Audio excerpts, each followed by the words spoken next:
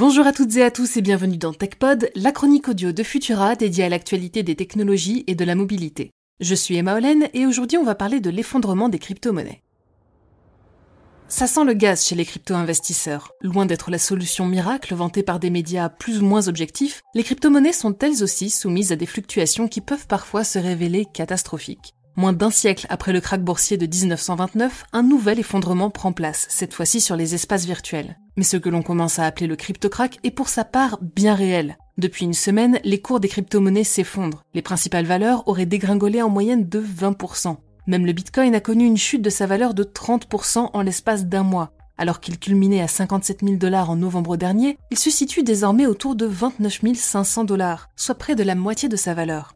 L'Ethereum n'est pas épargné, avec pour sa part plus de 30% de perte de sa valeur. De son côté, le fameux Dogecoin, rendu célèbre par Elon Musk en un tweet, est tombé à moins 42%. Une dégringolade pour le moins douloureuse. Mais parmi toutes les personnes jouant au jeu de la spéculation, c'est probablement chez les adeptes de la Luna que la panique est la plus totale. On se souvient du record de chute libre de Felix Baumgartner en 2012, celle de cette altcoin est encore plus impressionnante. C'est simple, imaginez que l'Autrichien ne soit jamais parvenu à ouvrir son parachute. En clair, la Luna ne vaut plus rien.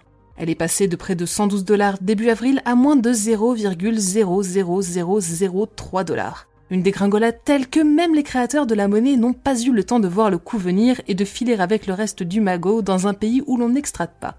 Alors pourquoi une telle chute ? Eh bien d'après les experts, ce serait la baisse de la crypto-maîtresse, c'est-à-dire le Bitcoin, qui aurait entraîné une baisse des autres valeurs. Mais ce n'est pas tout. Il faut aussi regarder du côté des véritables monnaies. Pour lutter contre l'inflation, la Fed, la Réserve fédérale américaine, a dû remonter les taux. Et puis, il y a aussi la santé des ténors de la high-tech qui compte.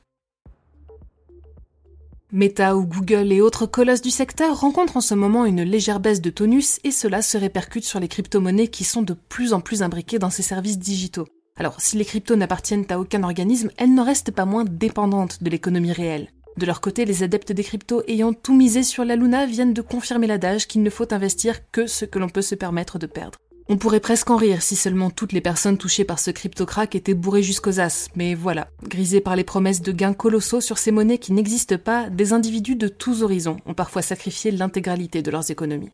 Après, comme on a déjà pu le constater lors de précédentes crises des crypto-monnaies, ça s'en va et ça revient, en tout cas jusqu'à présent.